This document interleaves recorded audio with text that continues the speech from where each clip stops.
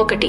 అప్పుడు యోసేపు తన యొద్ద నిలిచిన వారందరి ఎదుట తన్ను తాను అణచుకొనజాలక నా యొద్ద నుండి ప్రతి మనుష్యుణ్ణి వెలుపలికి పంపివేయుడని బిగ్గరగా చెప్పెను.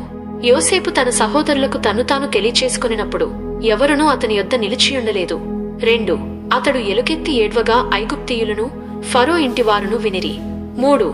అప్పుడు యోసేపు, నేను యోసేపును, నా తండ్రి ఇంక బ్రతికియున్నాడా అని అడిగినప్పుడు అతని సహోదరులు అతని సముఖమందు తొందరపడి అతనికి ఉత్తరము ఇయ్యలేకపోయిరి. 4. అంతటి యోసేపు, నా దగ్గరకు రండి అని తన సహోదరులతో చెప్పినప్పుడు వారు అతని దగ్గరకు వచ్చిరి. అప్పుడతడు, ఐగుప్తునకు వెళ్ళునట్లు మీరు అమ్మివేసిన మీ సహోదరుడైన యోసేపును నేనే. 5. ఆయనను నేనిక్కడికి వచ్చినట్లు మీరు నన్ను అమ్మివేసినందుకు దుఃఖపడకుడి, అది మీకు సంతాపము పుట్టింపనీయకుడి. ప్రాణరక్షణ కొరకు దేవుడు మీకు ముందుగా నన్ను పంపించెను. 6. 2 సంవత్సరముల నుండి కరువు దేశములో నున్నది. సేద్యమైనను కోతయైనను లేని సంవత్సరములు ఇంకా 5 వచ్చును. 7. మిమ్మును ఆశ్చర్యముగా రక్షించి దేశములో మిమ్మును శేషముగా నిలుపుటకును ప్రాణముతో కాపాడుటకును దేవుడు మీకు ముందుగా నన్ను పంపించెను. 8. కాబట్టి దేవుడే గాని మీరు నన్నిక్కడికి పంపలేదు. ఆయన నన్ను ఫరోకు తండ్రిగాను అతని ఇంటివారికందరికి ప్రభువుగాను ఐగుప్తు దేశమంతటి మీద ఏలికగాను నియమించెను. 9. మీరు త్వరగా నా తండ్రి యొద్దకు వెళ్లి అతనితో, నీ కుమారుడైన యోసేపు దేవుడు నన్ను ఐగుప్తు దేశమంతటికి ప్రభువుగా నియమించెను, నా యొద్దకు రమ్ము, అక్కడ ఉండవద్దు. 10. నీవు గోషెను దేశమందు నివసించదవు. అప్పుడు నీవును నీ పిల్లలను నీ పిల్లల పిల్లలను నీ గొట్టెల మందలను నీ పశువులను నీకు కలిగినది యావత్తును నాకు సమీపముగా నుండును. 11.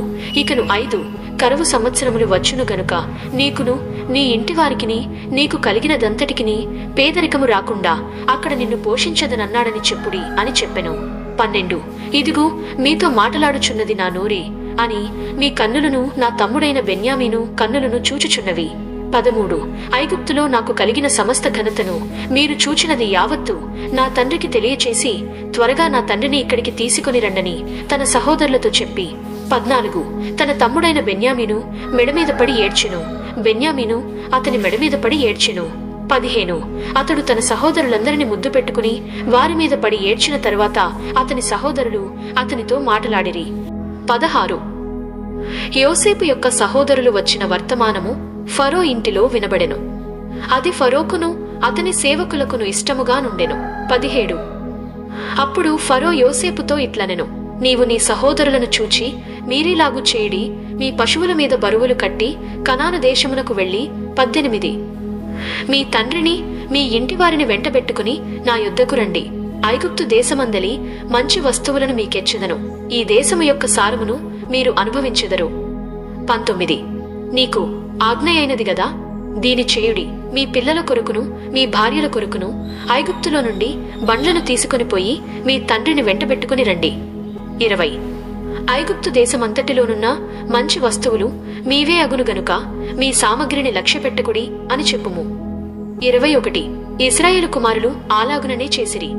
యోసేపు ఫరో మాట చొప్పున వారికి బండ్లనిప్పించెను, మార్గమునకు ఆహారం ఇప్పించెను. 22. అతడు వారికి 2 దుస్తుల బట్టలు ఇచ్చెను. బెన్యామీనుకు 300 తులముల వెండియును 5 దుస్తుల బట్టలు ఇచ్చెను. 23. అతడు తన తండ్రి నిమిత్తము ఐగుప్తులోనున్న మంచి వస్తువులను మోయుచున్న 10 గాడిదలను, మార్గమునకు తన తండ్రి నిమిత్తము ఆహారమును ఇతర ధాన్యమును తినుబండారములను మోయుచున్న 10 ఆడుగాడిదలను పంపెను. 24. అప్పుడుతడు తన సహోదరులను సాగనంపి వారు బయలుదేరుచుండగా మార్గమందు కలహపడకుడని వారితో చెప్పెను. 25. వారు ఐగుప్తు నుండి బయలుదేరి కనాను దేశమునకు తన తండ్రి అయిన యాకోబు నొద్దకు వచ్చి 26. యోసేపు ఇంక బ్రతికియుండి ఐగుప్తు దేశమంతటిని ఏలుచున్నాడని అతనికి తెలియచేసిరి. అయితే అతడు వారి మాట నమ్మలేదు గనుక అతడు నిశ్చేష్టుడాయెను. 27. అప్పుడు వారు యోసేపు తమతో చెప్పిన మాటలన్నిటినీ అతనితో చెప్పిరి. అతడు తన్ను ఎక్కించుకుని పోవుటకు యోసేపు పంపిన బండ్లు చూచినప్పుడు వారి తండ్రి అయిన యాకోబు ప్రాణము తెప్పరిల్లెను. 28. అప్పుడు ఇశ్రాయేలు, ఇంతే చాలును, నా కుమారుడైన యోసేపు ఇంక బ్రతికియున్నాడు, నేను చావకమునుపు వెళ్లి అతని చూచెదను అని చెప్పెను.